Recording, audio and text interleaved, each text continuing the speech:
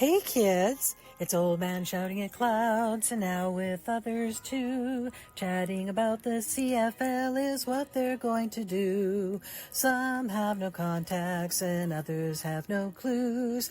Everyone will tell us all their quirky football views. Hear what Old Man and others know. It's the CFL Outsiders Show. Hey, GT. What are we going to do this week? Same thing we do every week, old man. Take over the CFL. Hey, kids. Welcome back to another episode of the CFL Outsiders.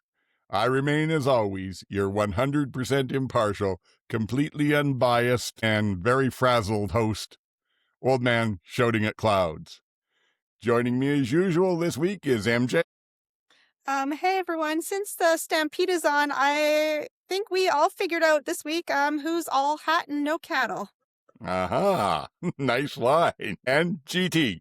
Hey everyone, welcome back to another week and another victory, and we're in the right track. We're going forward. All righty. Well, I'm going to start out this week by saying that if they ever revive the XFL and I get to play, my nickname for my shirt going to be Technology Hate Me. Because it was a nasty week. I apologize to everyone for the editing on last week's show. Not great. The program we use did an all new wonderful AI assisted upgrade, and it's got some issues. I'm hoping I've been working with it. I think they've maybe done a patch or two. It's a little bit better, but no, it was a little ridiculous. I'd block out a section to edit out and it'd go great. I'll take out a section 10 minutes down the track from it. So it was a lot of it was trying to, by guess and by golly. And then the next day, so I did that on the Wednesday. On the next day, the Thursday, I was getting all set to do my Old Man Plays CFL Weekly Fantasy, and some truck drove underneath one of our local fiber optic lines, and I lost all the internet for the entire day. How is your fiber optic lines in the air? That's what they do out here. Too much rock, they don't bury it. It's strung overhead on the phone lines, and it goes across a road somewhere, and it didn't anymore. Yeah. So anyone that caught the podcast or the video version of the fantasy show, I did it all on my mobile, so it was rather abbreviated, and hopefully it was some help to you, and hopefully this week will be better. But the other thing about it, what was, I'm told, the best game of the year, the most fun, exciting game to watch between Calgary and Toronto, I managed to find a stream of QR 770 out of Calgary and listen to it on the radio. So I didn't even see that because it was gone until almost midnight. So when we get there, I'll be leaning on you. But that was my week. Hopefully yours was all a bit better. Anything worth complaining about, or no? Nothing to trumpet? Still vertical after all these years, as I like to say. All righty then. Yep. On the right side of the grass, as they say. Yeah, exactly.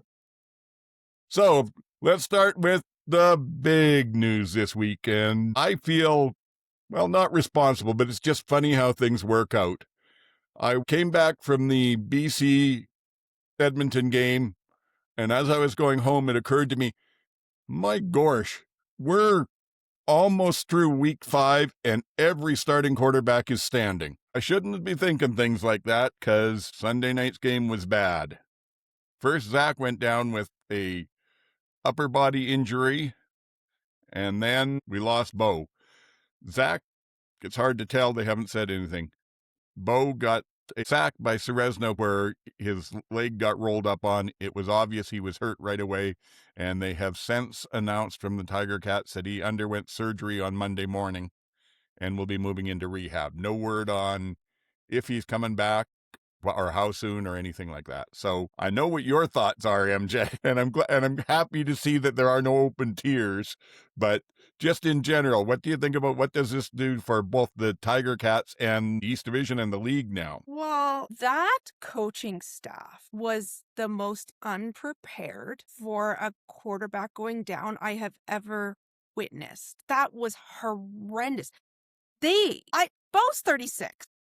I know he didn't get hurt last year, but this is my thing. You got to be giving your backup some reps at practice. You need to be running plays with the top line receivers. If you never have game time experience, you can't expect people with no game time experience to just jump in when a starter goes down and just have it just move smoothly along. The Bombers moved pretty smoothly along. They did okay. Ticats didn't. So, I mean, that game aside, this is a bigger issue of what they're going to do. What is Jared Baines? I can't believe he has a job today. That I honestly, and my bad for thinking Scott was a good coach when maybe it was just Bo all along, because that was horrendous. So now we need another backup quarterback. And who's available? Is it going to be Tyree Adams, who's just finishing up in the AFL?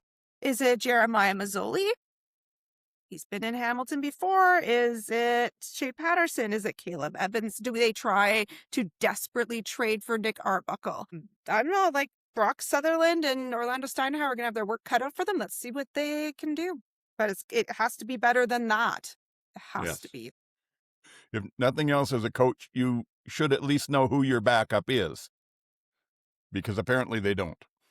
The carousel of quarterbacks, and a good OC can play call for the quarterback. If you're a good OC, you can call plays for a specific quarterback, and that did not happen for either Dolegala or Ford in that game. How about you, GT? What's your thoughts? Yeah, well, as soon as they showed that replay, I said, nah, his foot's not supposed to look like that. It was going the opposite direction. They have not said exactly what it was, other than it was broken, but they haven't said which bone was broken. They haven't said how many was broken. They haven't said the degree of the break. They haven't told us anything other than Bo's going to be back as soon as he can. So we're really kind of in the dark. That could be 6 weeks. That could be, if it's a simple fracture or something like that, it could be, it could be 6 weeks. It might be back for playoffs. It could be season ending. It could be career ending. We don't know any of that yet. And maybe they are not sure themselves and they don't want to talk about it because they're not sure, but it's not really forthcoming of them to not tell us at least the extent of the injury, because it wasn't obvious. Like when Chad Kelly broke his leg there, it was obvious what had happened. So you knew that was going to be a long time, and they announced right away. This could be as significant as that. He could be gone for the rest of this year and into early next year, because don't forget, next year moves forward by a month as well. So the recovery time is a month less than you would normally have. And he's 36 and will be 37 by next year. Let's hope this isn't something that finishes Bo's career. I don't think that it will be, but you never know. It may be his own decision. It may be something as simple as, I don't need this anymore. I've got a job waiting for me somewhere in media or somewhere else. And it doesn't look like I have the opportunity to bring the cup back to Hamilton after all. So it could be as simple as that. But it wasn't anybody's fault. It's just one of those things. It just was bad luck and a football injury. So don't blame anyone. Don't get freaked out about, bad, dirty play or anything, because it wasn't. It's really unfortunate that, a guy that's on a third year in a row of maybe being the MOP and looking like he is going to finally break that drought for the fans of Hamilton. It's really, really unfortunate for him, for the league overall, to lose a player like that. And in Winnipeg, at first I thought that was a high hit. My immediate reaction to that, even as the play happened, was I said, oh, that's high. But then when they re-showed it, it was on the shoulder.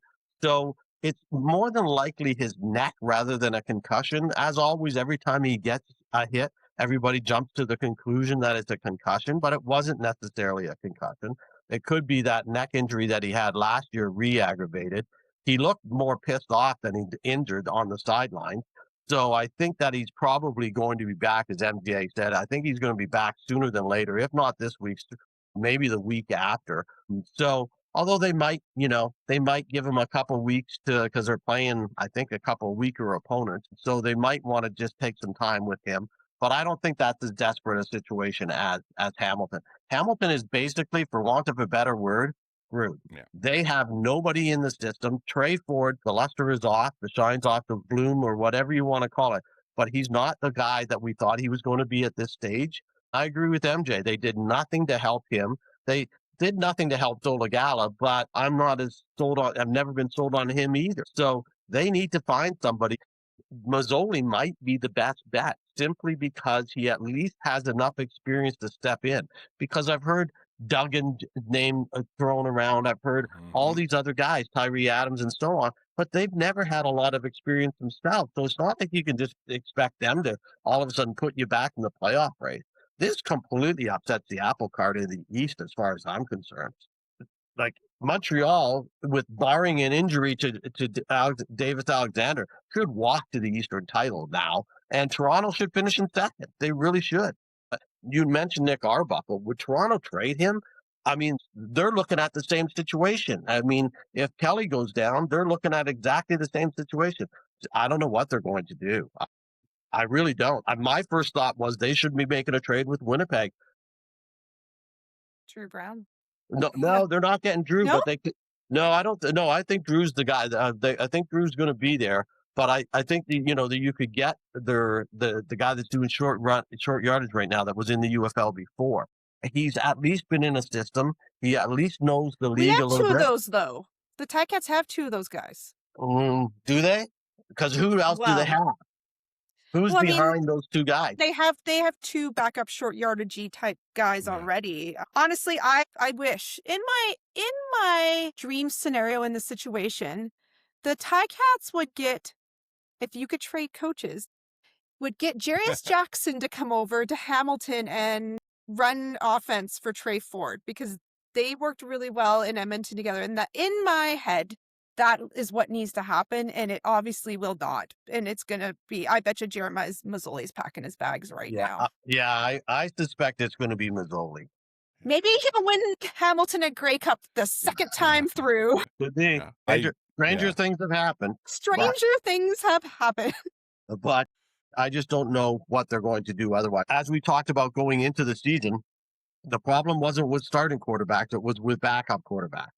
And I thought the only place that had a solid backup quarterback that you could rely on was Toronto. And it's still the case, in my opinion. Maybe Edmonton.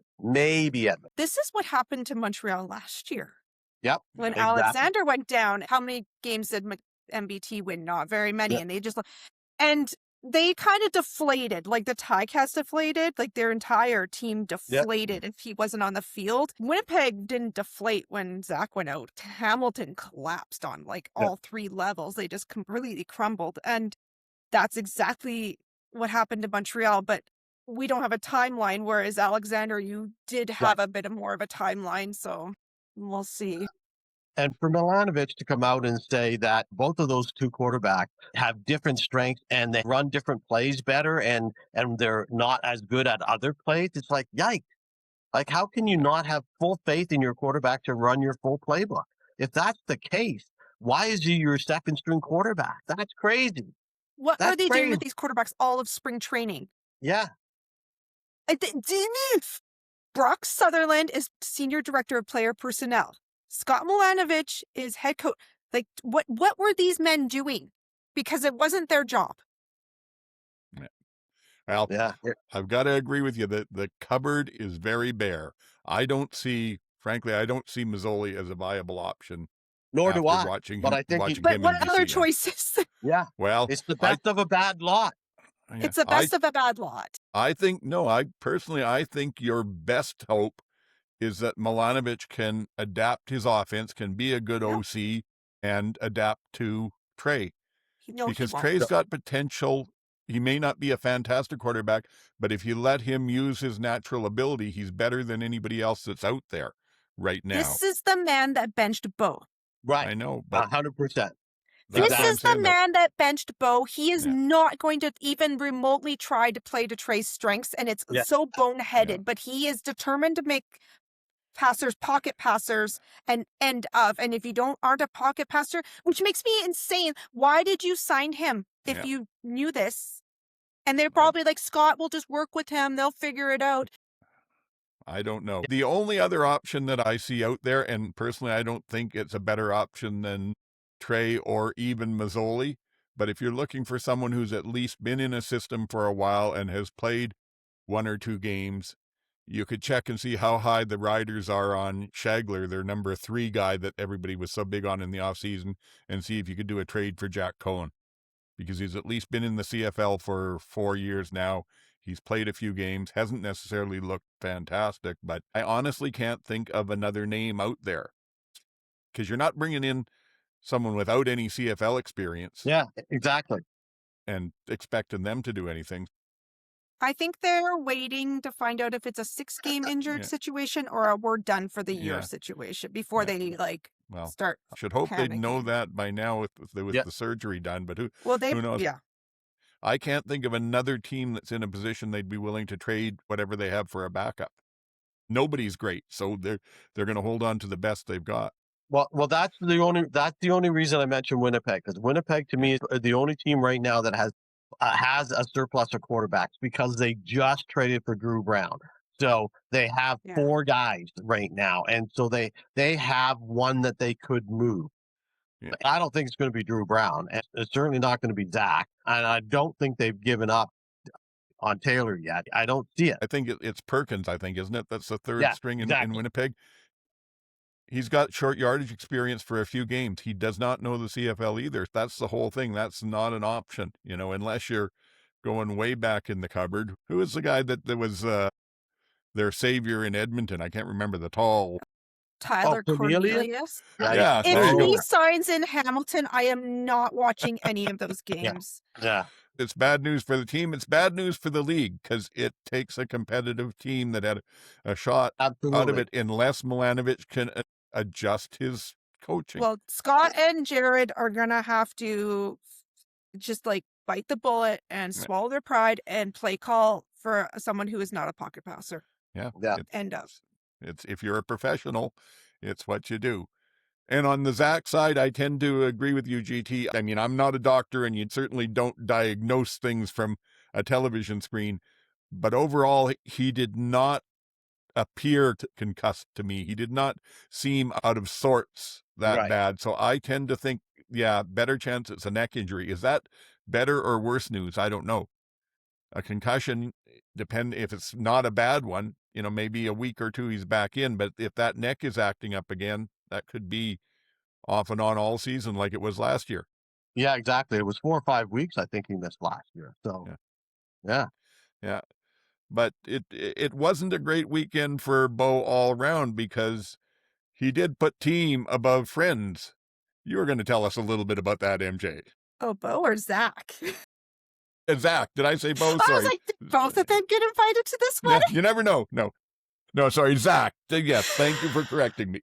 Right. So in case you didn't know, Travis Kelce and Taylor Swift got married in New York on Friday. And in case you also didn't know, Zack is really good friends with Travis Kelce. They were roommates together in the University in Cincinnati, and they played on the same football team. I think Jason was also one of their roommates. Can you imagine the 3 of those men in one house? Anyway, he got invited to the wedding. He's really, really good friend. I actually thought he might be in the wedding party, but they did only have bridal parties. Zack got interviewed. He said that he told Taylor and Travis to check the damn schedule because he had a game that week. So he didn't go, and he said it was really too bad because Travis was at his bachelor party and his wedding, engagement, all the things. Travis has come to all of those things, and so he couldn't go. However, I said, the wedding is in New York, and you're playing in Hamilton on Sunday. I feel like you could have gone to that wedding. Anyway. Yeah. He played, and he got hurt. So karma is a breeze on the weekend. Yes. If he'd gone off to be with his friends and missed the game, he'd be feeling fine. He wouldn't have missed the game. I think you could have done both. I think I was like, is this O'Shea who wouldn't let him go, or is this Zack? I just need to be super prepared for this game. I couldn't go. Yeah, who knows? It's funny. All the karma stuff is kind of silly, but it is kind of fun. I want to call a bit of an audible here based on the lineup that we talked about for the show lineup, and just mention something as well while we're talking about this wedding thing, because I did something earlier in the day where I had said, I don't care about this wedding and I don't care about the other event of the weekend because it's just fluff. But MJ, you were correct. And you said the other event, which of course we could talk about during the BC game if you like, is not just fluff because it is PR. And I think it shows a bit of the CFL dichotomy right there in that certainly we're different age groups. And my immediate reaction is, who cares? It's ridiculous. It's silly. It's just nonsense. I don't care. I want to talk football. You and your demographic and your age group are more interested in that. And I think that's something that we have to be prepared for. And as the league, they have to embrace. So in some ways, I'm glad that they have brought it up. I think they should have done a better job in retrospect. I think they should have done a better job on the BC Edmonton game of showing some of that footage from whatever that other show is, because I never heard of it, but that doesn't mean anything. Other people have heard of it, and it's free publicity, and you take advantage of the publicity. And certainly when it's publicity aimed at a demographic that you're trying to reach, you should take advantage of it. So I wanted to apologize during the podcast for dissing you off in my note to you earlier in the day. And then when I thought about it, I thought, no, you know what? It's absolutely right, and we should be talking about it. Sorry for a little bit of a rant, but nonetheless. That's okay. Let me jump in just so people aren't confused. GT's talking about Canada Shore and the BC Lions, if you haven't seen the article. Correct. The cast of Canada Shore filmed and helped out at a practice, and some of the Lions weren't impressed. Unless you were James Butler, who was super starstruck. Not to get your demographic thing wrong, GT, but it was me that said, should we talk about it? And MJ said, I'm not that worried about it. Oh, well, because I want to circle back. I'm not done talking about Taylor Swift. Okay, come on back to Taylor Swift. And they will go to Canada Shore. But I just think you don't even realize when Travis Kelce started dating Taylor Swift, what that did for, like, NFL is already big, but that brought viewership and interest. I didn't even know who Travis Kelce was. And now I know everything about the Kansas City Chiefs. Yep. I know all of it. It's just like osmosis. Can you imagine what this would do for the CFL if, like, Travis and Taylor showed up at a Winnipeg Blue Bombers game to watch Zack play? Yeah, right? absolutely. Like, that's, anyway. So yeah, it is a big deal. And I wish they had hyped up Zack not going to that wedding more. I don't know. To me, it would have been a tough thing to miss just because it's that wedding and, just the event of it. I mean, Adam Sandler was officiating. It was a hard decision, but he made it. I would have gone to the wedding. Yeah, I'm surprised that he didn't. I'm with you, MJ. I mean, he could have done a Vince Carter and just flown in and flown out like he did for his commencement. It's just early it's early. You were already in Ontario. It was so close. I don't know. And then any of the casual shots after the wedding have a bomber cap on. Because what kind of publicity would that get for people? Jason Kelce has his kids and bomber stuff all the time. He's always posting it. I wish the CFL and the Bombers would repost those things, because he does put all their kids in Bombers gear. Yeah. Anyway. And then on this other stuff, I don't know that we need to talk a lot. It's been covered by people, this whole Canada Shore thing. It's an offshoot to the Jersey Shore that was big down in the States. And they've somehow decided that Kelowna is the party capital of Canada. And they put a show in here with a bunch of 20-somethings acting silly. I don't know. Yeah. They're being in their 20s. That's what you need to be see. Yeah. And if the crossover brings in viewers, I'm all for it. It's not, this has gotten so much publicity because of what it is, which is, basically a show that's playing on the whole sex appeal stuff of it. It's scantily clad women running around with water bottles. Give me a break. As we talked about before, is that the best marketing? No, but that's what it is. And so it's marketing. There's viewership there. Take advantage of it. Right? Yeah, exactly. So. It's not the first time it's happened. Last year, what do they call it? The Amazing Race Canada had the riders involved during their stop in Regina. They've also been to Commonwealth. Yeah. And they took advantage of that and used the marketing for it. So yeah, might as well do it. But maybe with the three of us should have a viewing party of that episode. Sure. Do something live on YouTube. Yes. Not no, when it's airing. I didn't even know it was happening. I was at least interested in watching Must Have Dogs, but I'm not interested in watching that. Did you finish watching Must Love Dogs? I still have an episode to watch. God, it's the best Since episode. I've been back, I have not watched the finale, so I will get to it. Oh. No spoilers. I had another subscription running out I had to finish a bunch of shows with before my before my free subscription ran out. So I know. I was using that. And I personally I haven't watched it yet, only because I have a bit of a soft heart around dogs, and I've been told some of the situations they show can be a little tough to watch that they're rescuing the dogs from. So I'm not sure if I want to put myself through that or not. That's enough of that. Moving on. Maybe you'll be in the background of this show. Who knows? Maybe I will be, because I don't know if they were there on Saturday, but I was. Apple Bowl 2.0 or Apple Bowl Part 2, whatever.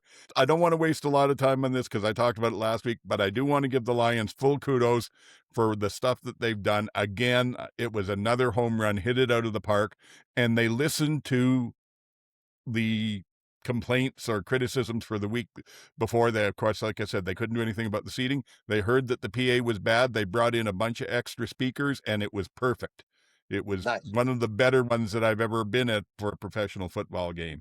They talked about the fact that they ran out of almost all the booze by halftime last week. Well, this week they have beer, and then they have the hard type coolers. So gin coolers, vodka coolers, like that. The coolers still, they were putting tape up over their names on the menus before the game even started. So they were popular. But the beer was around until at the end of the game. They had local musicians, the Young'uns, on doing a post-game 45-minute concert, and there was beer still available for that. So just all around, a great job. I'm very impressed with it. It's not, like we said last week, it's not something that sustains for long term, but it was good. And I'll talk about in attendance. They came close to selling out again. So there we go. Like I said, don't want to talk about that a lot more, though. I guess we should talk a little bit. Last week I didn't think we had any guesses on our lyrical eloquence, and let me just recap this for if there's any new viewers. This is something GT suggested a few shows back. So we are now, when possible, sneaking in a line from a song. And if you catch it, we ask you to write in comments or contact us on Blue Sky or Reddit or whatever and tell us what the song was and who the artist was. So nobody picked them up this week. For last week, I did a little bit of Queen, You're My Best Friend. But I picked it up. I knew it right away. I tried to make it easy the way I did that in the middle of the segment on Lyrical Eloquence. How about the two of you? Did you drop one each, or? Well, actually, it's perfect to follow up on the Apple Bowl experience right into this, because as I said at the end of last week's show, I used the same song twice with two different lines in last week's show, and both of them were to do with the BC Lions and the Kelowna experience and everything. It was Joe Walsh, Rocky Mountain Way.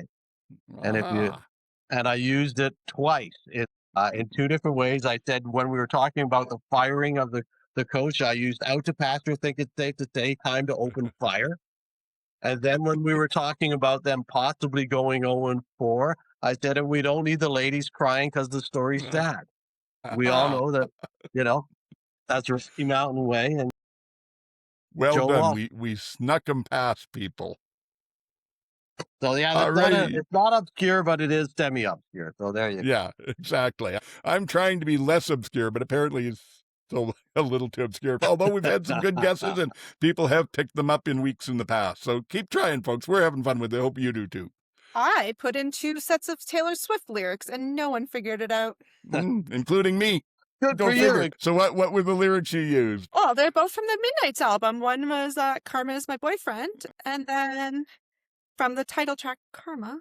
And I'm so in love I might stop breathing from the song Paris. In honor of the Swift wedding. Yes, and it should have been on everyone's mind. How did they miss that? Perhaps our audience is not fully Taylor Swift compliant. Well, they should be.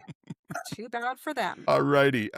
Again, just rapid fire through a bunch of stuff. We've been talking about the attendance every week, up, down, and it followed that trend again. It was up week 4, week 5 was back down, and it seems like it's got a lot to do with the stadiums. Hamilton had 20,000 and change in there, and they were the top ones. Toronto had 19, or Calgary with Toronto there had just over 19,000. I said the Apple Bowl was almost a sellout. They said last week it was a sellout at 19,109. This week it was 19,083. So they were apparently 26 short of a sellout. And then Ottawa again was down just over 15,000, unfortunately. So the average was 18,000. $382. I was really disappointed looking at the stands in 2 games, particularly in Calgary with it being Stampede Bowl and the night before Stampede. I thought that would look really bad. And then I thought Hamilton looked really bad considering, again, that team and both. I thought it would be well attended and just didn't look like it. Now, I know there's lots of reasons for that. It was Canada Day. It falls on the 1st of July. It doesn't mean you get a long weekend. However, it also means that a lot of people take the other 2 days of the week off and make it a long weekend. That's what I'm told happened in Calgary and in Hamilton. What is interesting in Calgary is that during Stampede, all the locals leave Yeah. and all the tourists come in. So if the tourists don't know about your football game, none of the locals are there. Well, next game may be better because since we've started doing this, I've held off watching any or listening to any of the other CFL podcasts until we're done taping so that I don't inadvertently steal stuff and plagiarize. I mostly do that. This week I did listen to 3 Down Nation because I was hoping for more info on Bo and it wasn't there. But one thing they did say, which I didn't know, is apparently the Stampeders do have a promotion on this year that whatever their score is in a game, the next game you get that percentage off the ticket price. So the next Calgary game, any tickets they sell will be 58% off. Maybe that will bring more of a crowd in. Yeah. And if they win, it'll be back-to-back against Montreal. You're right. It should be a better crowd. But yeah, that's a great promotion. That's a thin edge to walk, as you know. Whenever you give tickets away or reduced pricing, you may be ticking off your current price holders and ticket holders, et cetera, et cetera. So whatever. I doubt they thought they'd be giving them at 58% off anywhere through the season. Absolutely. Yeah. Yeah. Yeah. Oh my gosh, yes. The jerseys you're selling, you don't have a Toronto one, do you? I do, actually. We're going to get to that. I was going to talk about that during the game, during the recap of the game. But yeah, there is a $94 price tag on a Kerry Joseph Toronto Argonaut jersey. If you're looking for that jersey, you may want to have a low-scoring game when they return to Toronto. We'll talk about that more during the game, like you said. Okay. Well, that's where we're at. Plus, we're back with games in Winnipeg and Saskatchewan this week, and Montreal usually does well.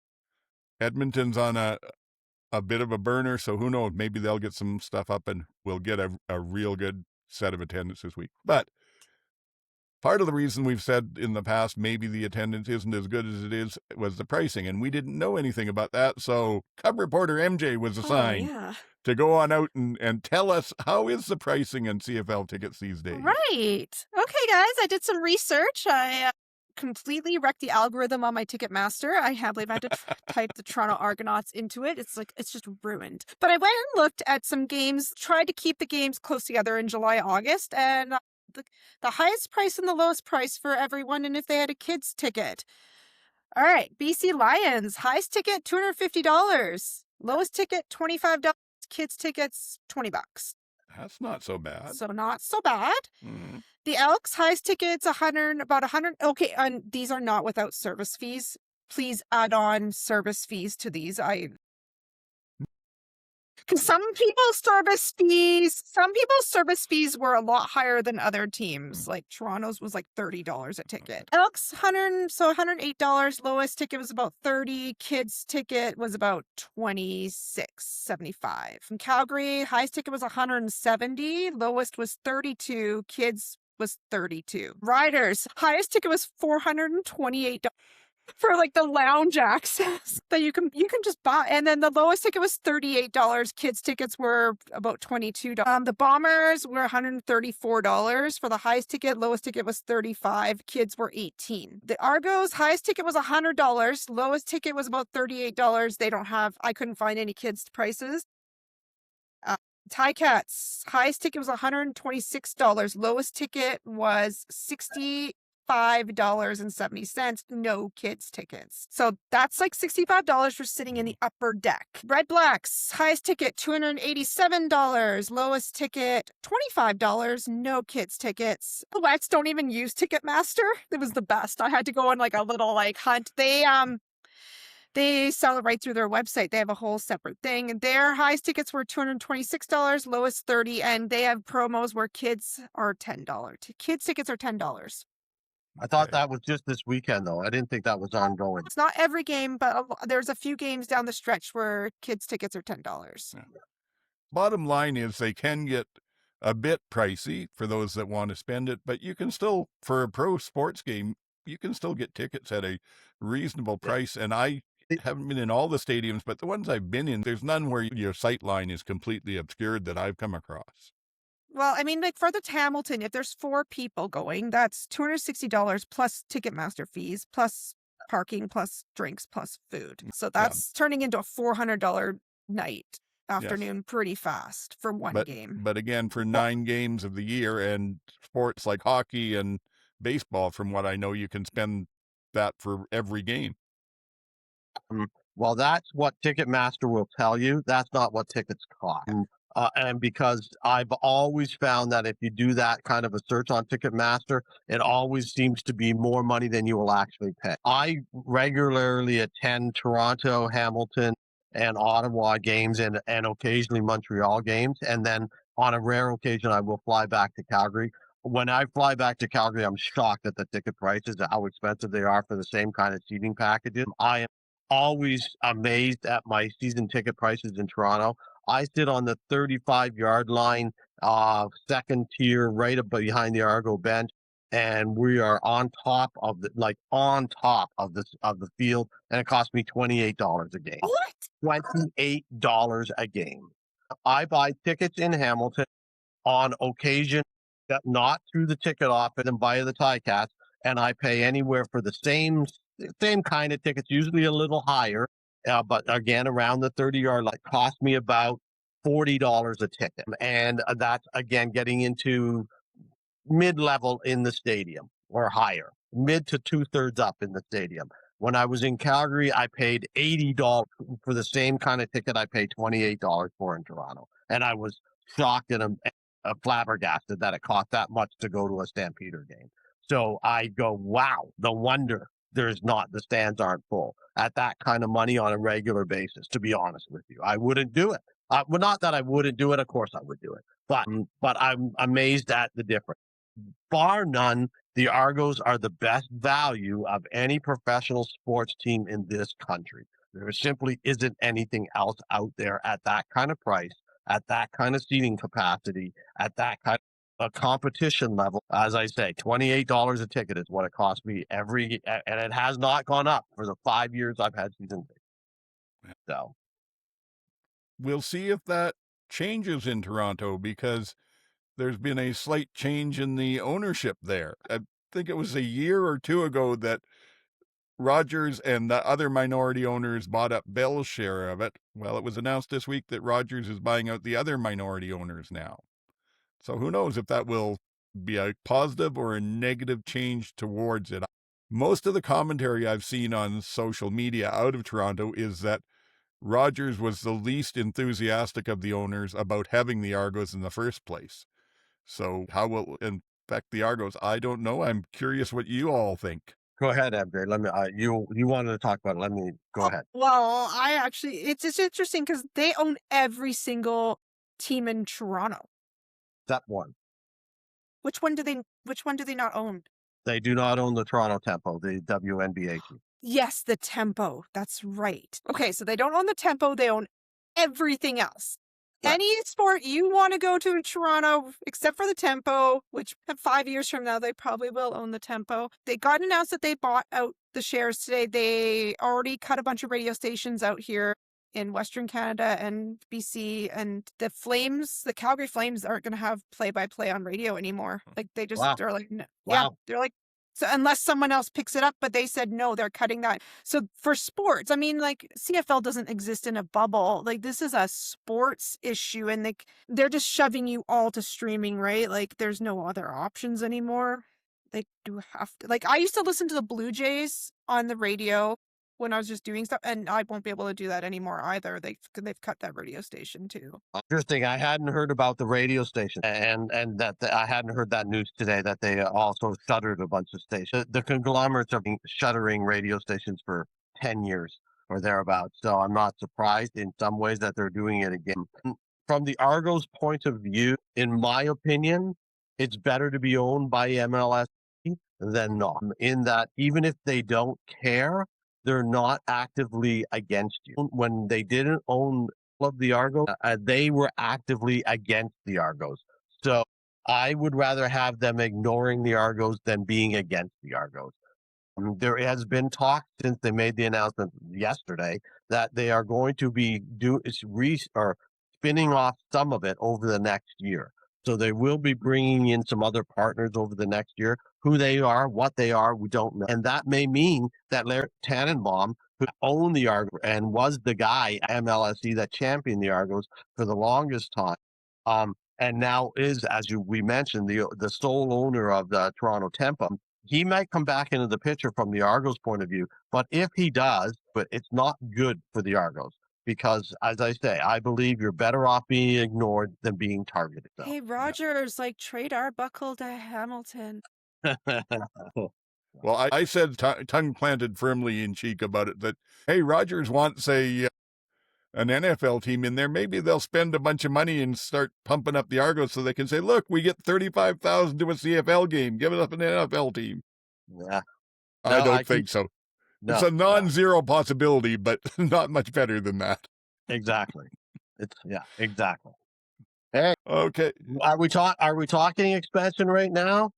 Because I'm telling you, something happened in the last 2 days that makes expansion a whole lot more interesting.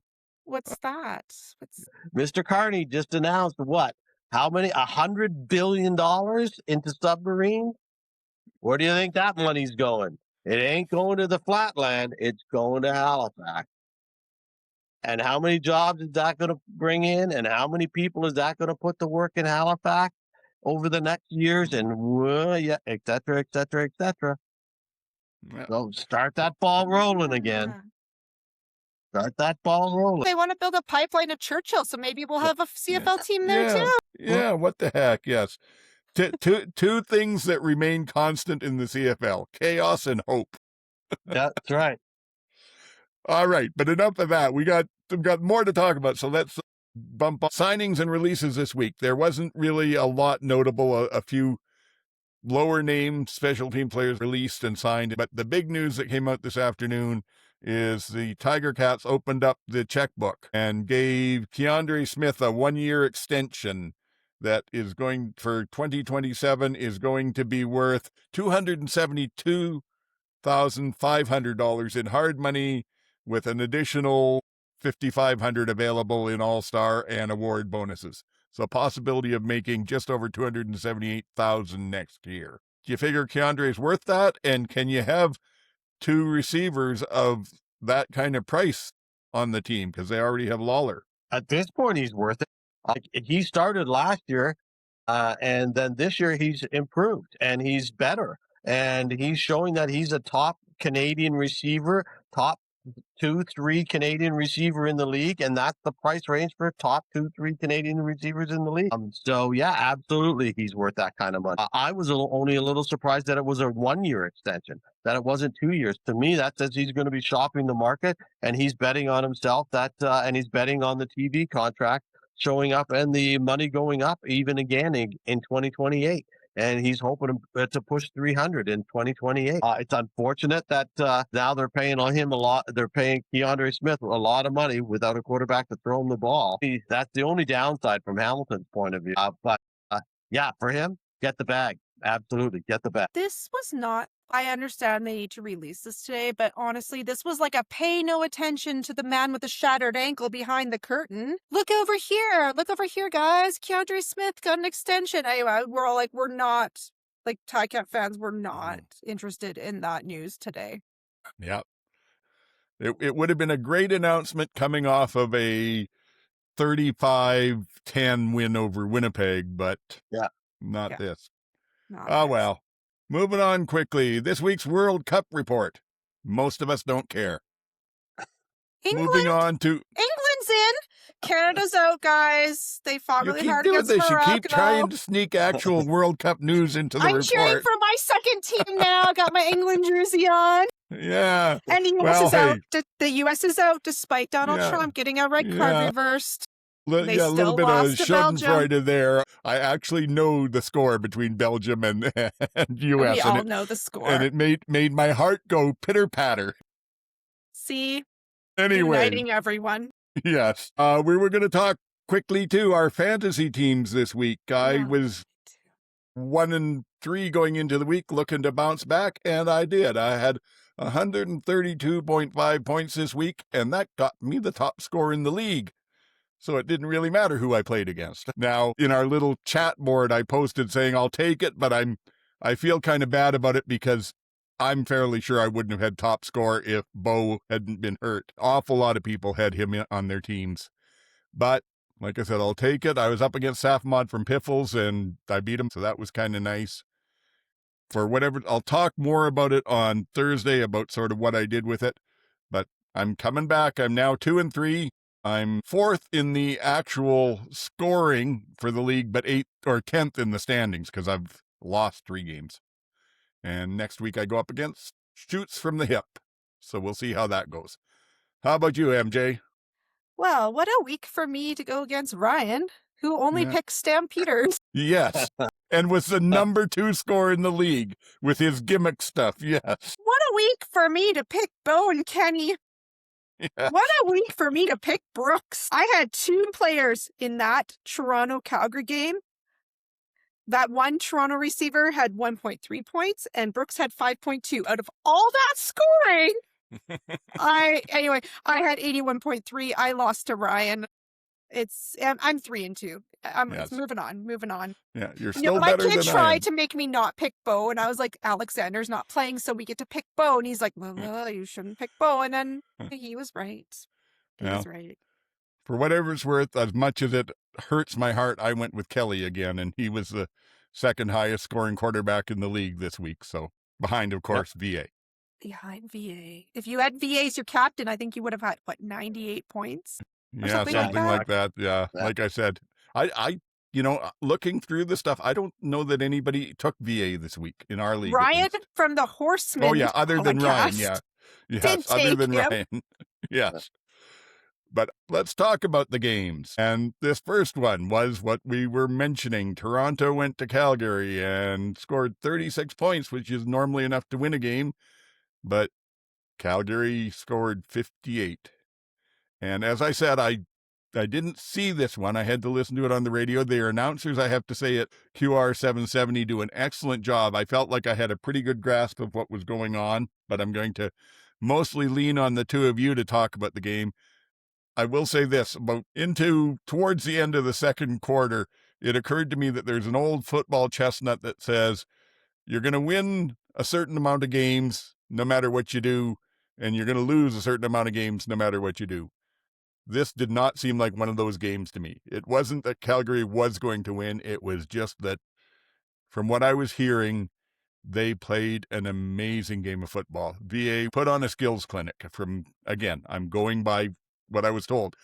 Would you all agree with that? We'll let GT go first because I'm imagining you're happy to talk about this one. Yeah. Again, I just want to start off, first of all, about talking about the Kerry Joseph jersey on CFL Fight Cancer. It is, after that score, worth $94 at this point in time. And that is a Toronto Argonauts Kerry Joseph jersey. And as I said, let's hope that for anyone that wants to purchase it, you're hoping for a low-scoring game. I don't think you're going to see that in Toronto either. I think it's another high-scoring game. I think I said last week that I thought it would be a high-scoring game and Calgary would squeak it out. I didn't expect this to happen. It was, VA was unbelievable. He pointed to the sky several times. And all I could think of, he's just sitting there and he's looking up and after every play. And it's like, I've been waiting for this moment for all my life. Oh, Lord, can you see it coming? It's just like everything was working for him. The rest of the team wasn't that good. The O-line had its moments. To me, they let a lot of pressure. The defensive line had its moments, but they let Kelly get away in a lot of cases. And Toronto kept coming back, and I kept going. Guys, I'm so glad the VA kept his foot on the gas because There was lots of moments where Toronto could have come back and won that game just as easily. In the last 2 minutes of the first half, that's where Calgary kind of put it away. But even then, Toronto kept it within 9 points. So they had it down to 2 points at one point, going in with a minute or 2 minutes left in the first half. It looked like they were back in that game. So as strong as that game was for the Stampeders, I don't want to write off the Argonauts. They looked pretty good, considering how amazing, absolutely amazing BA was. And his receivers were catching balls. Well, that was crazy. They're like the Tevin Jones interception tip that was right off the hands of a defender and then right into his. That was incredible. Tevin Jones is, I think I've already talked about him several times, but he is I can't make out this guy because he did several things that were absolutely astounding, like that play and then the 77-yard catch and run down the sideline for the late touchdown in the first half. And then he just waffles, just whiffs on pass protection that just makes me nuts. And just seems to stand around on other things where it's just like, it's so obvious. So he's my guy that just makes me crazy. But overall, yeah, I was pretty happy. It was a really exciting game. Great way to start the week. Great way to set up the weekend in games. And yeah, there was just great plays from all the way around, from both sides, offense and defense, interceptions, receptions, tackles, sacks, everything. It had it all. It had it all. It was like 1993 all over again. It was great. Let me just jump in and say on Tevin Jones, and I don't know this for sure. This is just what the scuttlebutt was when he was in Saskatchewan. So take it for what it's worth there. I could be wrong. But the scuttlebutt was his athletic talent and his ability to make plays was so incredible, you just kept giving him a chance. But his ability to learn the playbook, if he actually happened to be in the right place in the field to make a block or a catch, it was more luck than anything else. So that may explain what's going on there. His teammates seem to love him. I give him full credit. He seems to be a really popular guy in the locker room and on the field. So he's doing something right. I mean, as a fan watching it, he makes me nuts.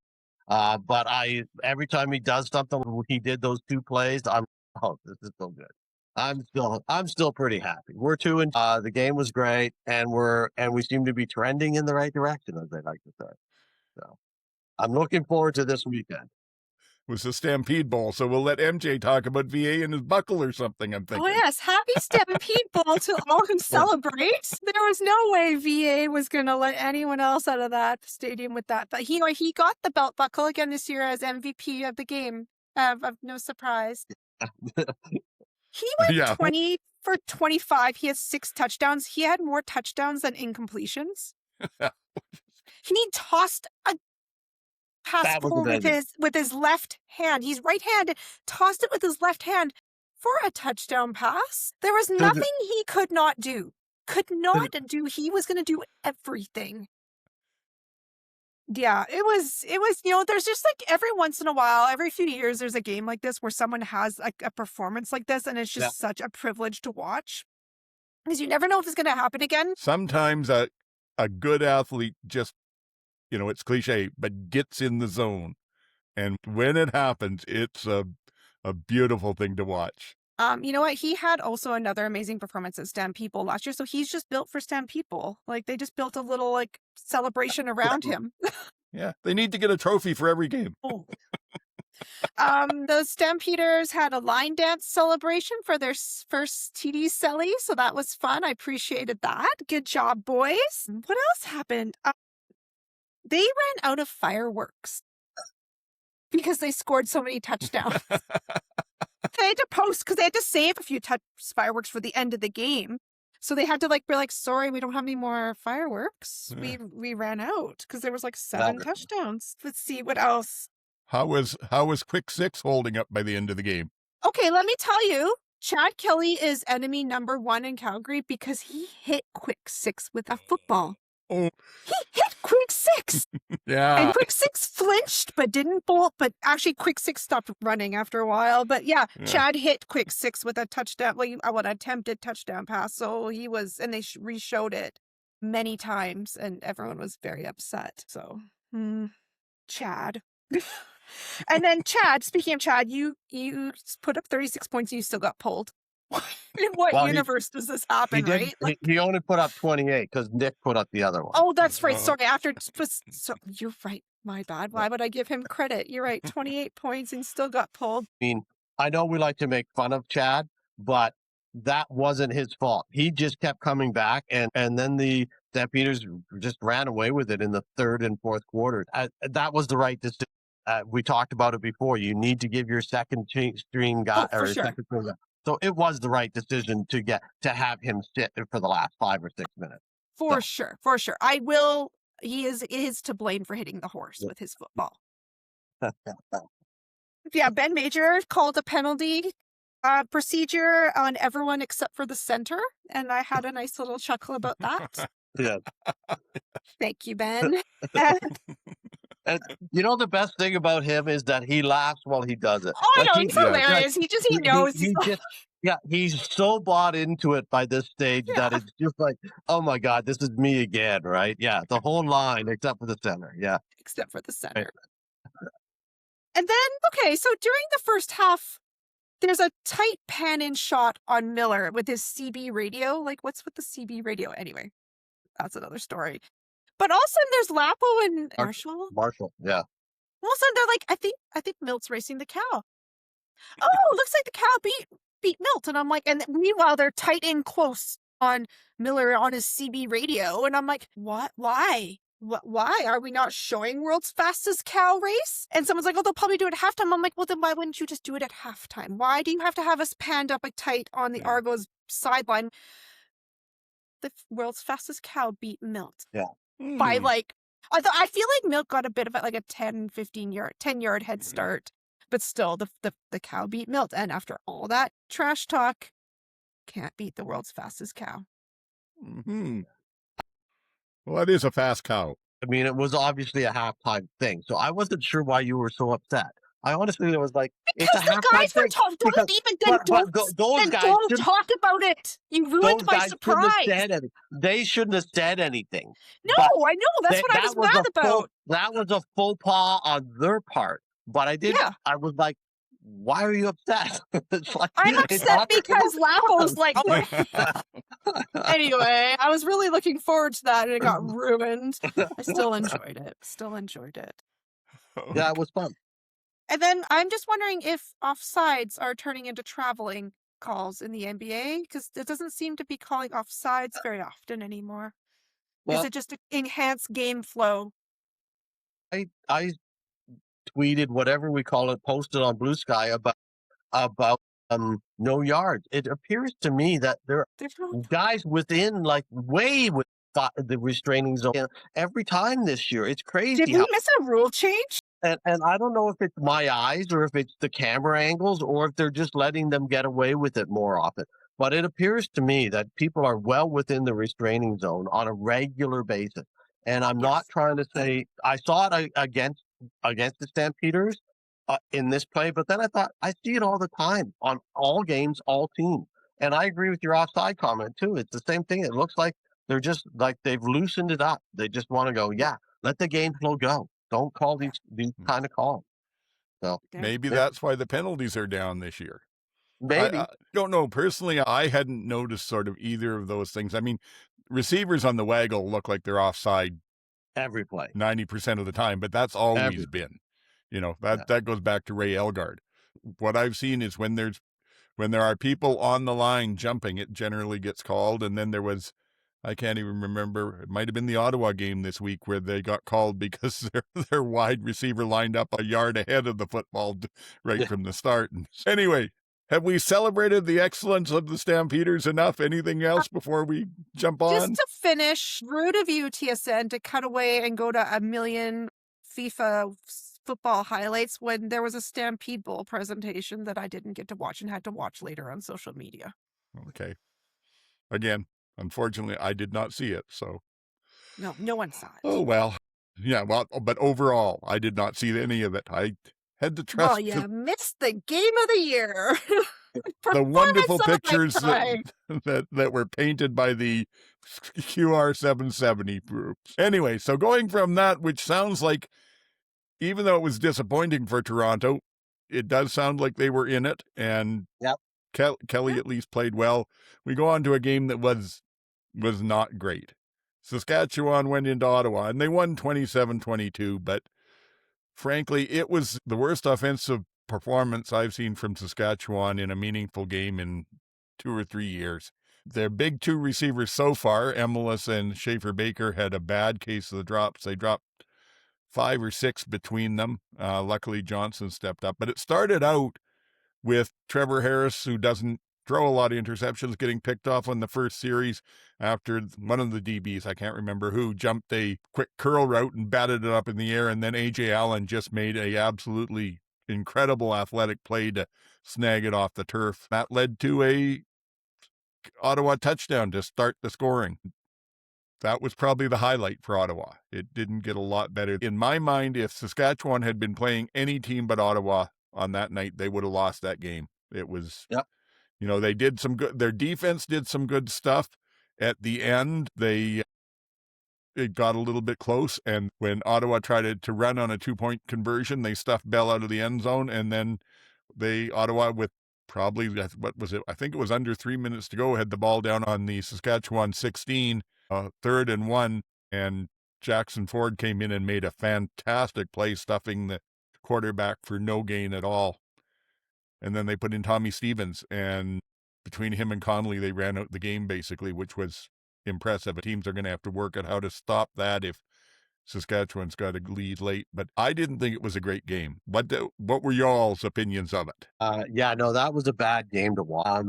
Ottawa is a bad football team that can't get out of their own way. They should have won that game, and they deserve to lose the game because they had it down to the 16, and that play, as good as a play as Jackson Ford made on that drive to stop that 3rd and 1, there's no way you should have stopped. I mean, you're driving at that stage. You've got to make that. And their offensive line, I've been saying this for a long time, their offensive line, for all great players they seem to have on that line, just doesn't seem to have the cojones to go out and push people around. They're just not dogs, for want of a better word, and they don't push people, and they get pushed around.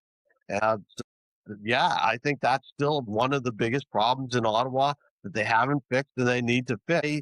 And then that whole thing with the punter on the side on that return, that was just brutal. That was just brutal. Saskatchewan looked flat 2 weeks in a row. I was shocked at how flat they looked. And maybe it was a trap game, but even at some point in time, I kept waiting for them to wake up and take full advantage of it. And they just didn't. But Ottawa was full value for the loss.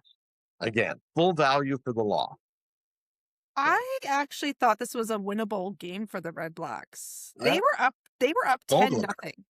Yeah. They were up 10-0 off turnovers, right? Yeah. And then it felt like every second play there was an injured Red Black. Constant, they felt like, I thought at one point I was like, are they going to recruit people from the stands to come and play?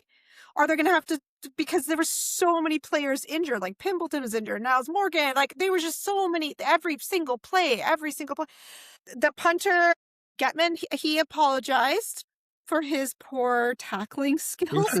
He should be out like those old monks from the 1,000 years ago with the chains on his back. That's what he should be doing. Apparently they said that if he plays like that again, he's cut. So well, we'll get. I think to you that. could be cut anyway because there's a global punter kicking around somewhere. I just know it. We'll get to that in a bit here. Yeah, there was one of the Red Black players took a punt off the face, because he tried to block, so he took it off the face. That is special teams. And then you have Getman who can't even shove somebody who's almost out of bounds. You just or just step into his way. Just step over in front of him. At least make him go inside. You just needed to lean your shoulder a little bit, and then meanwhile your teammates taking punts off the face, and then where? Okay, hey, I'm always under the impression that short yardage is a pretty automatic thing to do, and you should have it down and it should not be difficult. And this year I have learned that short yardage is apparently extremely difficult to do because the Red Blacks cannot do it. It's the most horrendous short yardage I've seen in. I was like, maybe it's harder than I thought. Maybe other teams are just really working at this and they just cannot figure it out. I don't know. It was dumb. Winnable game. Ryan is mad. Players being lazy. Other players playing hard. Players injured. Like sad Red Black story. Yeah. Well, I know I've heard before that Cody Fajardo, if you want, will give you like a 45-minute, hour-long talk on how to play short yardage quarterback. So there's a lot more to it than you'd think. And that's the thing, is a team has to work on it and build themselves a package that works. I don't know if they don't practice it in Ottawa or what, but they've been fumbling. Yeah. Barnes, like, it fumbled, and I'm like, it's just a handoff from the. How can this happen? And that's happened with different quarterbacks running that package. Is it their center that's the problem? I don't know. How is he passing that ball? Like, what's happening? And like you said, a lot of people injured, most of them not permanently, but the one that to me is a big loss is Bennett Williams at halfback. Oh, he tore his Achilles. Yes, he went down non-contact and they've said Achilles since then, and he was playing really well. He was. Yeah.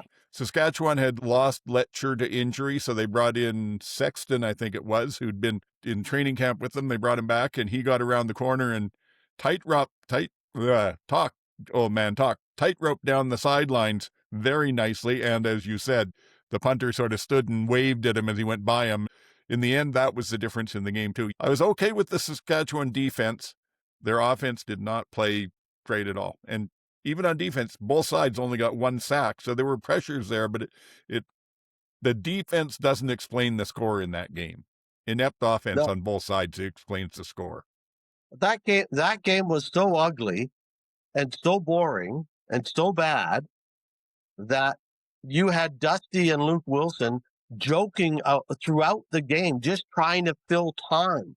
It was like a 40-point lead in a basketball game where Jack Armstrong is making stuff up to try to fill the time. That's what it was.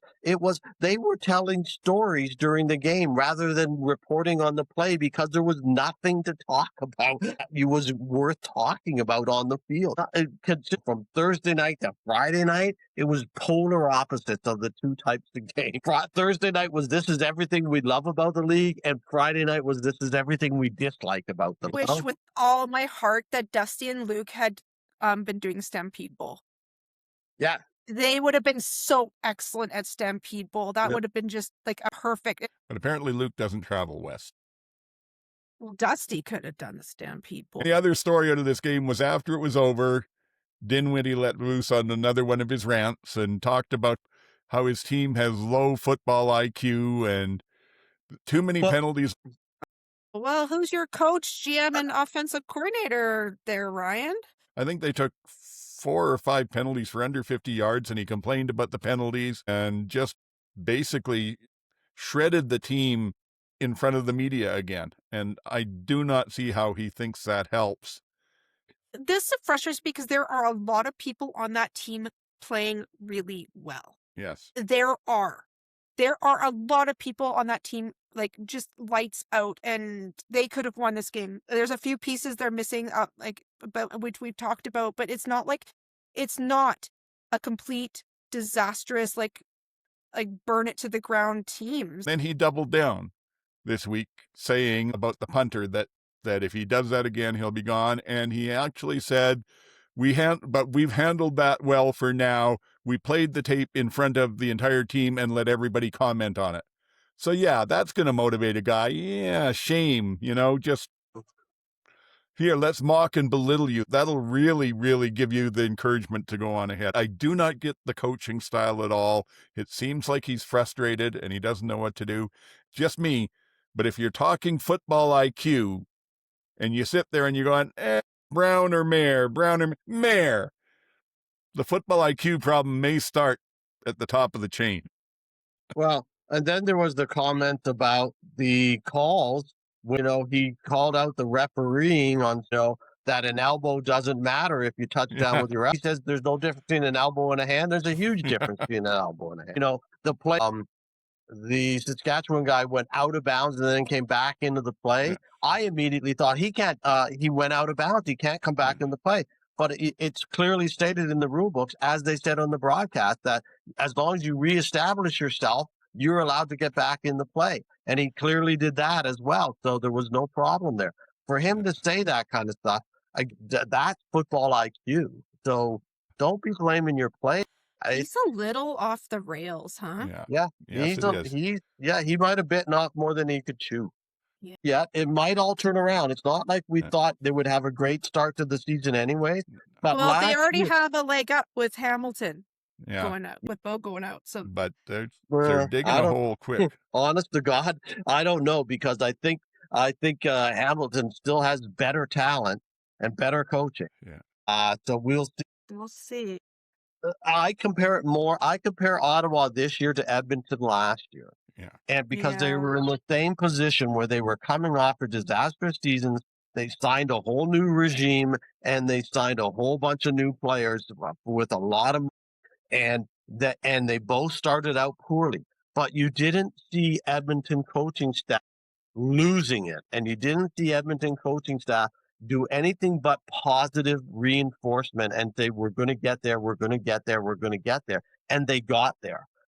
That's what you have to do when you're in this situation. You can't just 4 games into a season that you knew was going to be a learning experience for everyone, throw everyone under the bus. That's what the weird part is. Like, I don't get it. I just don't get it. I'm going to move on.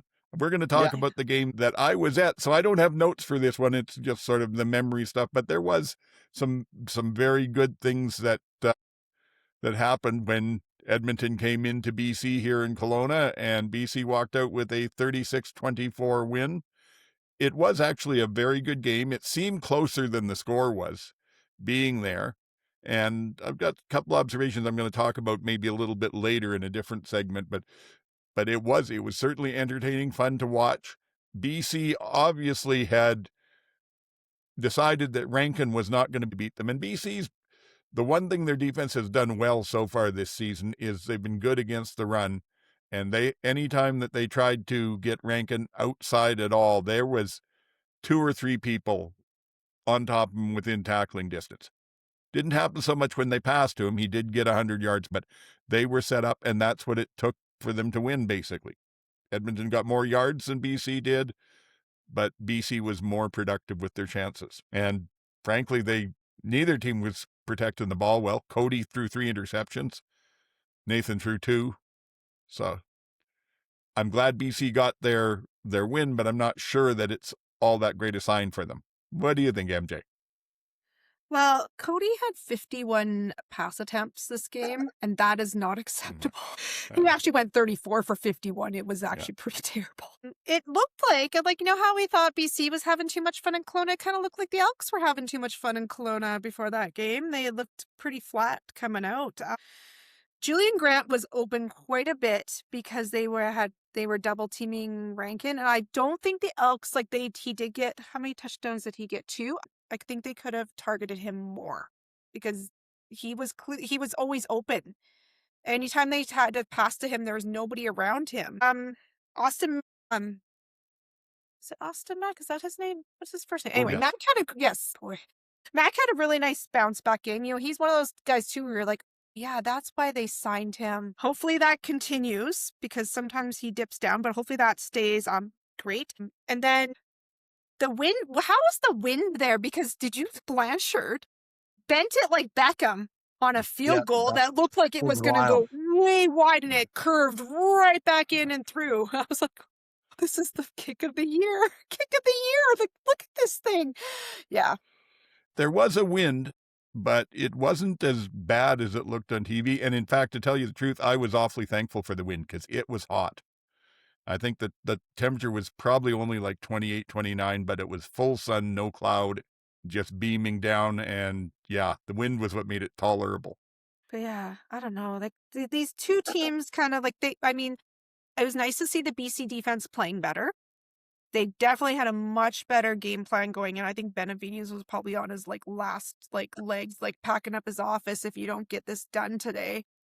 And then they said their special teams, they're doing it by committee, and it actually was improved comparatively to the week before. So Yes. each coach took a little piece of special teams and was running it themselves. They said they're going to be starting to look for a special teams coordinator going forward here in the next few weeks, but for now it seemed to be okay. The Elks, yeah, they did not look like a 3-0 team coming in. They looked very beatable. Rankin, he did have 100 yards receiving, but rushing was, they had that shut down. The only thing I will say is that the score is closer than the game indicating. It never felt like BC was not in control, and yet there were, every time they seemed to go ahead and take control again, they would allow Edmonton to get right back in it. And I was like, oh, come on. Their special teams again would allow a big run back and so on. And it would just be set up Cody for another. Thank goodness for the interceptions and stuff. Otherwise, Edmonton could have won that game very easily.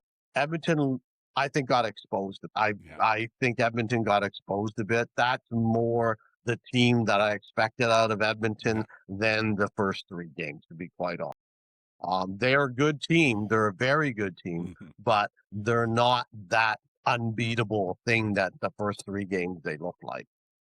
Yeah. Or at least they won the first 3 games. So. Yeah. Well, and it's interesting you say that it didn't seem close to you, because for me, they're live. It felt like BC had the lead, but wasn't outplaying Edmonton overall. I didn't feel secure in the BC victory until fairly late in the game, because probably what you were saying, they just weren't able to salt it away. The one other thing I got a kick out of, Sean White is such an accurate kicker. I don't know if he whiffed on the convert or if it got tipped or what. It was hard to tell at the game, but there was one that he came up, the convert was so short, it ended up rolling to the goalpost, and yet it rolled right to the center of the goalpost. Even though there was no distance on it, it was right down the center. So that was a fun little bit. Anyway.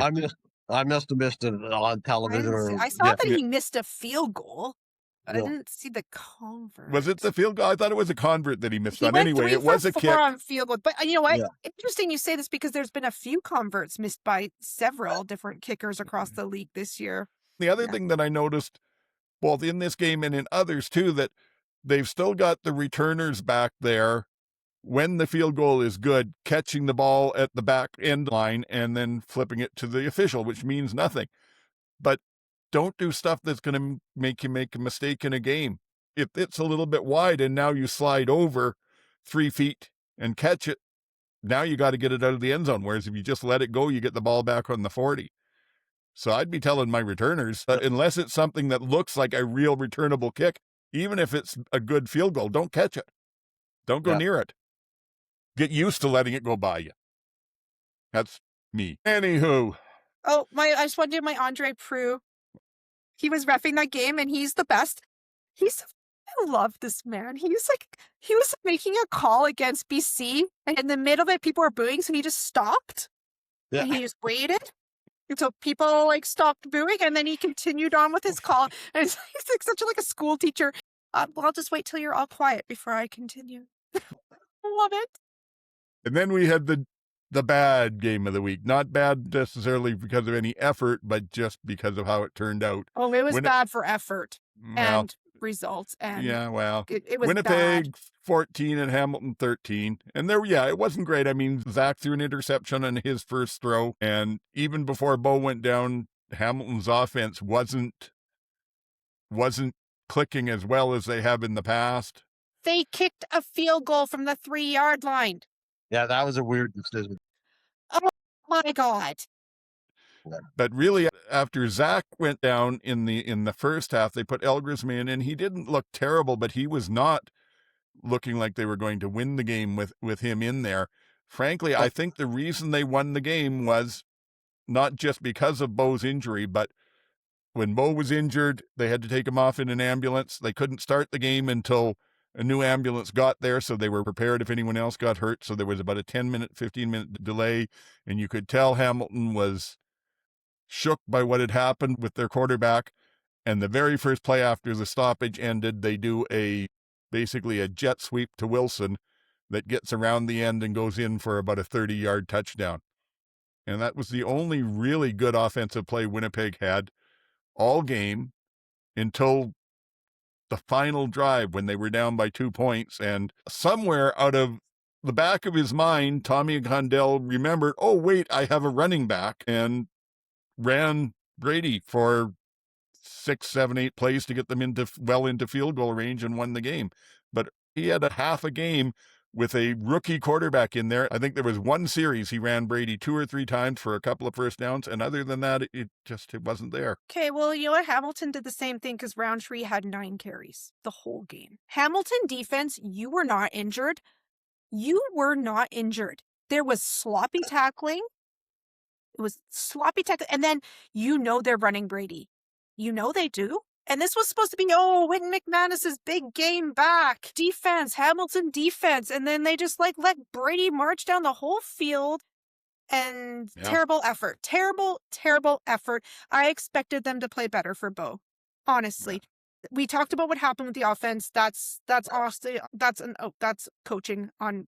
But Kenny Lawler had a catch he should have caught from Trey Ford. He launched it. Kenny catches those for Bo. He did not catch it for Ford. I don't know what happened. Doesn't matter. Did not catch it.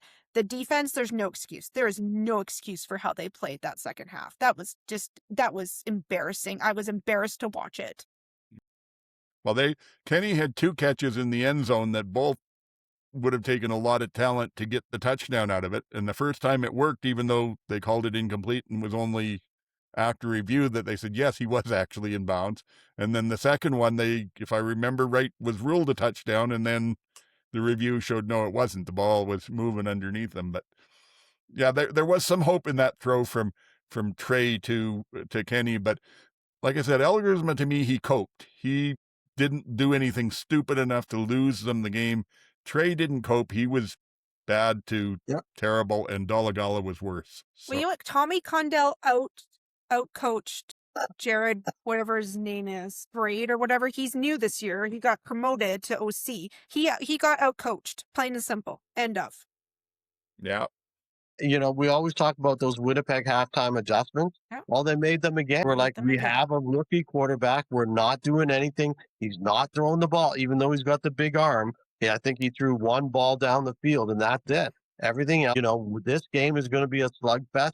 They obviously don't have a quarterback. Bo, on the other hand, he was already 200 yards going early when he got injured early in the third quarter. He was on target for another 400-plus yard game. I mean, as you can talk about Hamilton's offense not being, he would have put it together. I mean, that game, would have been out of hand once Zack got injured if Bo had stayed in the game. Instead, I think coaching made the difference. I agree with you, MJ. They got out in that they did not give their quarterbacks the ability to win the game for them. They didn't coach their quarterbacks and utilize their quarterbacks properly.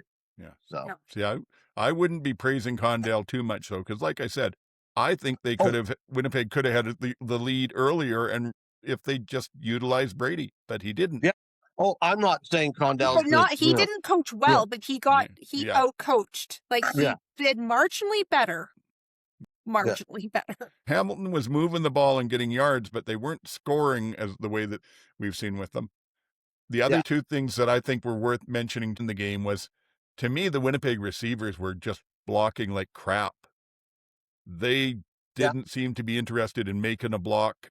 And a lot of their play calling depends on that. Their bubble screens and some of their sweeps, and they just didn't seem interested. And I got to say, he took 2 PI penalties, but I thought their new corner, Major Williams, played a hell of a game. He ended up getting that interception late, and he was covering Lawler mostly and did an exceptional job on it. My opinion. Okay, let's just hop off of this one because it's a traumatic experience for MJ and we don't want any more triggers. Let's get to power rankings. Have you got some for us, GT? I do. So this week I'm calling, this week was the salad bowl. We just tossed everything out the window and everything into the big mix. And it is now week 5, and we're into the point where things are starting to crystallize. And then all of a sudden, no, that's not working. And it's just a big mess. So I tossed it all around, and these are the results. I am standing by them only so much as I am speaking them. So believe it or not, I still have Saskatchewan at number 1. I am shocked again. Because they won. As badly as they played, they still won. So I still have them at number 1.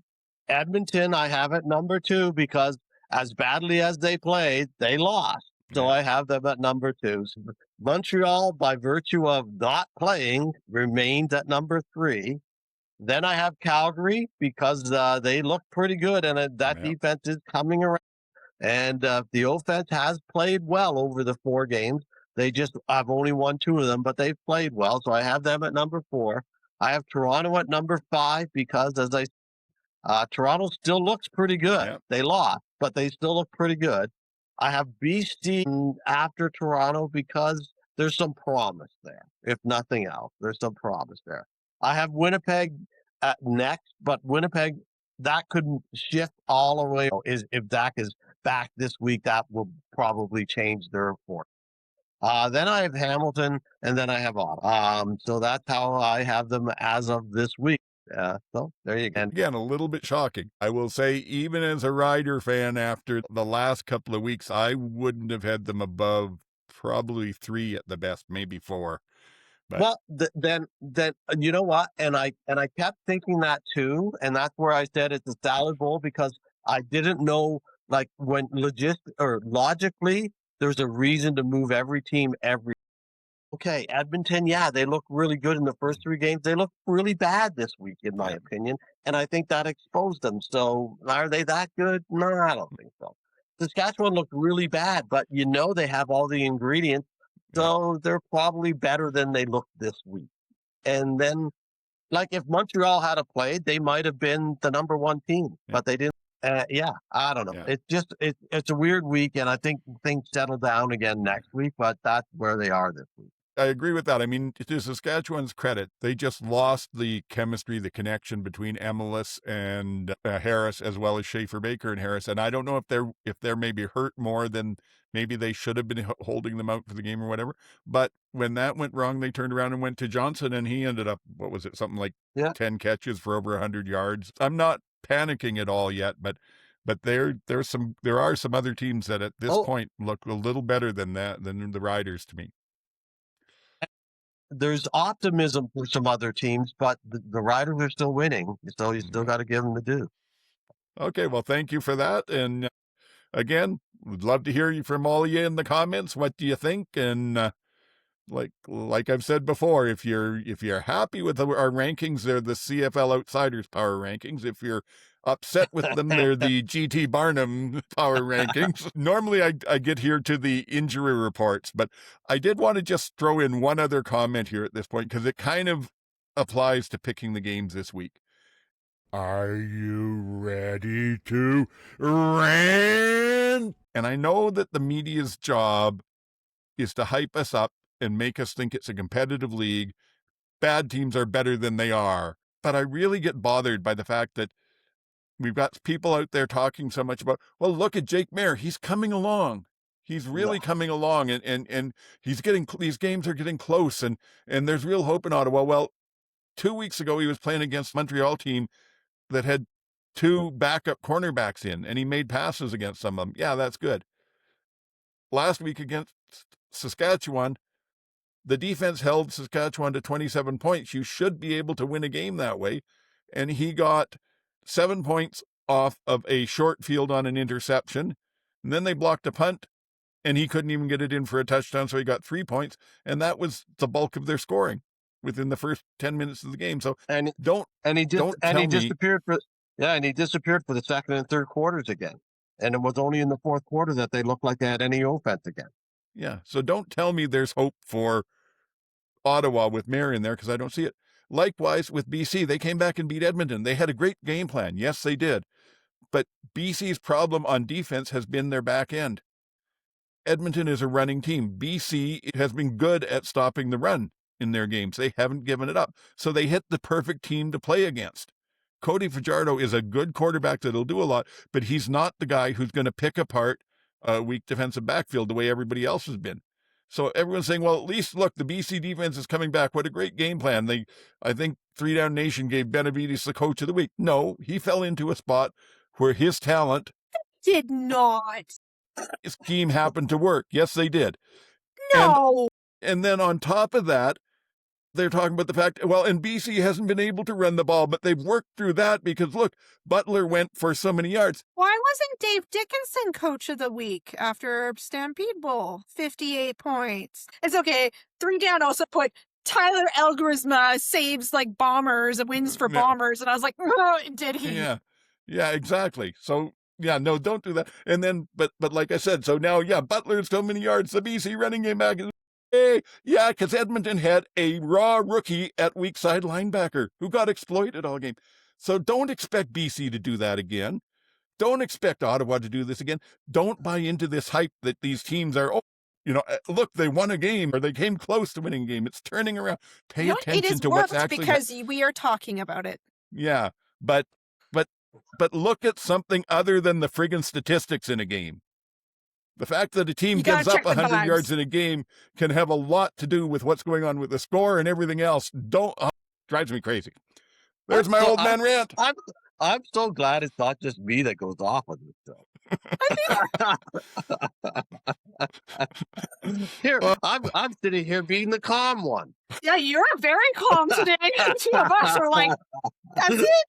Well, hey, that's how good team works. When one person goes one way, we got balance here. We got good balance in our offense here. We need whoever needs to step up can. Okay, we're getting close to 2 hours, so let's get through to our predictions. First, I'll tell you the injury report's not a lot to report because we're back to the 4 games a week, so we only see the first bit. The first one, Ottawa at Edmonton, they've already said who's available, questionable, or out for sure.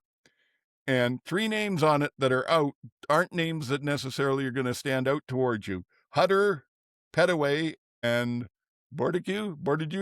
I'm having trouble with that name. Anyway, backups that you wouldn't think so much of, except Hutter is the backup safety, and the other 2 are the backup MAC linebackers behind Niles Morgan, who is back in but got dinged up last week. So that could be significant. On the Ottawa side there on the defense, they're down to some questionable situations at least. And then Keelan White is questionable. As far as Edmonton went, Mechie is out, and that's basically the only other teams that have practiced. Toronto and Winnipeg. Toronto Judge did not participate the first practice. Winnipeg did not practice today for some reason. They're waiting till tomorrow, so no report there. Calgary and Taylor Swift after party. Yes, must have been. Calgary, the only one out is Grant, the DB again, did not, or not necessarily out, but did not participate, so it doesn't look good. For Montreal, Ento, the corner that was out last week, did not participate, and Lawrence Speaker and David Dallaire were all limited, so I can't remember if Dallaire has been out for a while. Lawrence and Speaker have been. Maybe they're close to coming back. And the good news for Montreal is that Burns was back practicing full on the other corner. So that looks good. And then the other 2, the last game, Hamilton at Saskatchewan, there's no reporting because they don't start practicing till next week because of the Sunday game, or till tomorrow. Till tomorrow because of the Sunday game. Who goes first? I will, I guess.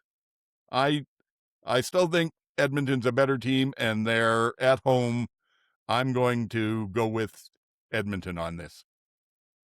GT? By a large margin. Okay. And MJ? I am looking forward to Ryan's rant after the game about who messed up this time. That wasn't his fault. Yes.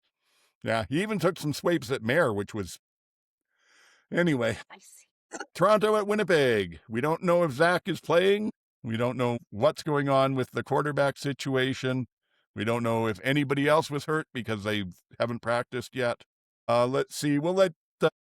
what do we got left here? So, yeah, we'll let you go, GT. You go first. I'm taking Toronto. I'm taking Toronto only because I don't know. I don't know who's going to stop this offense at this point. I just don't know who's going to stop this offense. Calgary didn't stop this offense. They just out-offensed them. Yeah. So I don't know. I can't see Winnipeg, even with Zack back, being able to do that. I don't know. I just don't know who's going to stop this offense. So I'm taking MJ.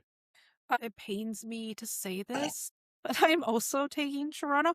I don't even know if Zach's playing. If it's Algrisma, they're in trouble, and they're just. I don't think they're going to be able to outgun Kelly. Yep. I'm with you both on it. Right now, it feels like you've got to score over 40 points to beat Toronto. He's going to throw 4 interceptions, but he'll probably throw 5 touchdowns. Exactly. We're going to let you go first again, GT, because Calgary here. Calgary at Montreal. Okay. Tougher choice than I think. I'm going to take Calgary. As I said last week, I think it's going to be a close game, but this time I think it's going to be a low-scoring game. I just have a feeling this is going to be a slugfest, but a low-scoring slugfest. So, like in that 27-22 kind of range. Yeah. Okay, well, I'll go next. And to me, again, I agree with you. This is a tough one to call, but there's basically having to make a decision one way or the other. Montreal is at home. They're not traveling, which helps. And while Saskatchewan, talk again. My tongue won't work tonight. While Calgary had a fantastic game last week and will probably have a very good game this week, expecting them to duplicate last week's effort it's just not realistic. That was a once in a career almost game for VA. So I don't know. I don't expect it to be a blowout, but I would put it in scores somewhere in the mid to upper 20s to 30 something. And I think Montreal will probably win by maybe a field goal. How about you, MJ? I know there's somebody in your house who would definitely go with Montreal, but how much do you get influenced by that? Well, it's a lot of pressure when I have to wear Alouettes gear when I don't pick them and they win. Yeah. Well, and it must be a little pressure to have to answer to not picking them. But I think he would agree that Calgary is a formidable opponent this week. Yes. Can VA duplicate that against Montreal coming off the bye? I wonder what Alexander's foot is doing. Mm-hmm. Interesting. That, and plus, it looks like Ento may not be in, so there may be at least one backup corner in for VA to... I'm going to risk it and pick Calgary. Okay.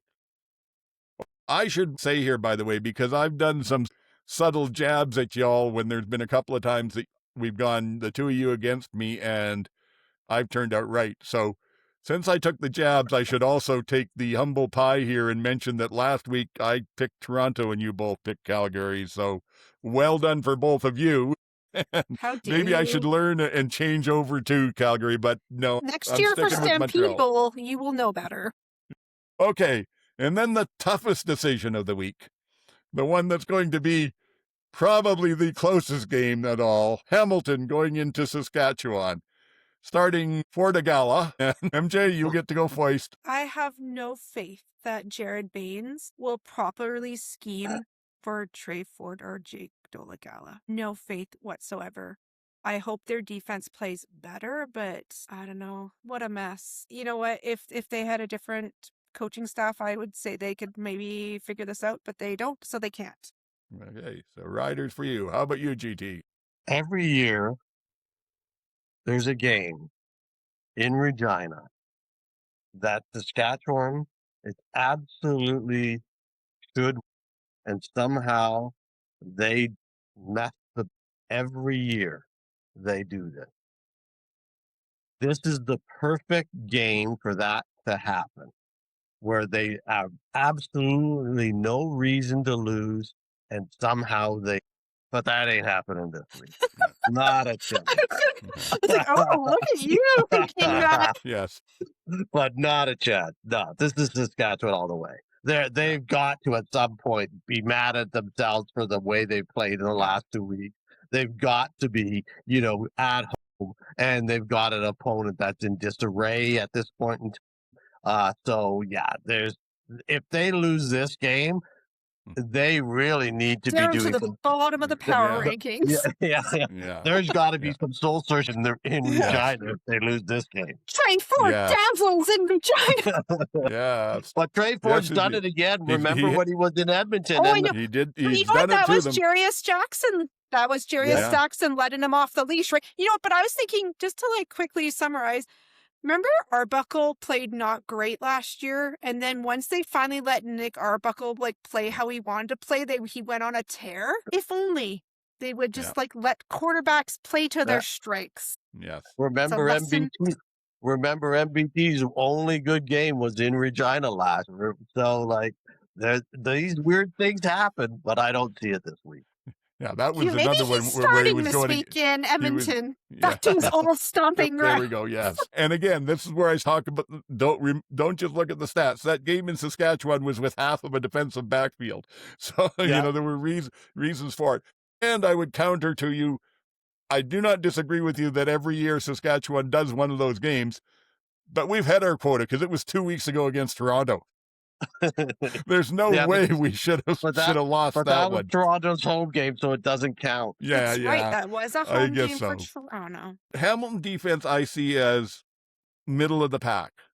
They do a lot of good stuff. They take the ball. They can take the ball away a lot. They do some good stuff, but they've also a lot of their stats are dependent on the fact that Bo hasn't been just throwing. He throws deep balls, but he's also been controlling the time of play and giving them a lot of rest. I think that if they have to try and go against the Saskatchewan offense, which will figure out whatever's going on there, whether they hold out one or two of the receivers and give them a game off for this, and the defense will not give Hamilton a lot of long drives. Because even that game you mentioned when Edmonton came into town, yes, Trey Ford was great, but he had both Rankin and Leak that scored long touchdowns in that game, and it was him pressing the edges, making the line expand and opening holes in the middle. And Roundtree looks like a pretty good running back, but he doesn't have the speed to exploit it the way they did. So, no, I could be wrong on this one, but I think this should be a Saskatchewan victory by at least a touchdown, maybe 10 points. And which means, of course, that just like in my fantasy here this week, I'm against the Shots from the Hip podcast is last place in scoring in the league, and I was first place this week, which I said to myself, well, there's where I can see myself being blown out. Because I'm very much a Riders fan in that, and my traditions are the same. Okay, I think we got to close down here. Time to say goodbye and get off for the night. MJ, closing thoughts? Yeah, look for me at the Hamilton Tiger Cats training facility where I am trying out for QB number 1. Oh, good. Yeah, running Instagram, posting on Blue Sky and Sports and Plants, and see me suited up for the game on Sunday. All right. You got the jersey already. Yeah, I'm ready to go. GT. All right, everybody, you can find me where required and when required. GT Barnum on bluesky.net.social, whatever it's called. From there, and other than my usual nonsense here each week. So we'll look forward to it next week and look forward to the games this week. Good stuff. And as always, you can find me at oldman-sac.bluesky.social. And you can find the CFL Outsiders on just about every social media platform outside of Facebook, just as at the CFL Outsiders. So look us up, check us out there. Also check out the stuff on CFL Reddit, r/CFL, where I'm Old Man Shouting Cloud. I won't go on with the usual bag about subscribing and all that, because we're already getting late and we're almost falling asleep. So I hate to think what we're doing to you. So until next week, for MJ and GT, this is Old Man saying, get the hell off my lawn.